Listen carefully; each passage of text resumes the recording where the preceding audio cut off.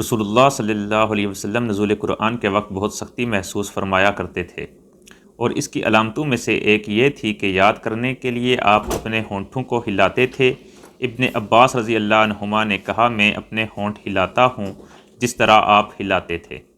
سعید کہتے ہیں، میں بھی اپنے ہونٹ ہلاتا ہوں جس طرح ابن عباس رضی اللہ عنہما کو میں نے ہلاتے دیکھا۔ پھر انہوں نے اپنے ہونٹ ہلائے۔ ابن عباس رضی اللہ عنہما نے کہا، پھر یہ آیت اتری کہ ہے محمد، قرآن کو جلد جلد یاد کرنے کے لیے اپنی زبان نہ ہلاؤ، اس کا جمع کر دینا اور پڑھا دینا ہمارے ذمہ ہے۔ ابن عباس رضی اللہ عنہما کہتے ہیں، یعنی قرآن آپ صلی اللہ علیہ وسلم کے دل میں جما دینا اور پڑھا دینا ہمارے ذمہ ہے۔ پھر جب ہم پڑھ چکے تو اس پڑھے ہوئے کی اتباع کرو۔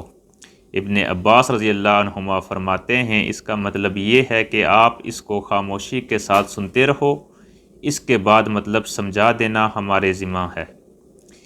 پھر یقیناً یہ ہماری ذمہ داری ہے کہ آپ اس کو پڑھو، یعنی اس کو محفوظ کر سکو۔ چنانچہ اس کے بعد جب آپ کے پاس جبرائیل علیہ السلام وحی لے کر آئے تو آپ توجہ سے سنتے، جب وہ چلے جاتے تو اللہ صلی اللہ علیہ وسلم اس وحی کو اسی طرح پڑھتے جس طرح جبرائیل علیہ السلام نے اسے پڑھا تھا۔ صحیح بخاری حدیث نمبر 5۔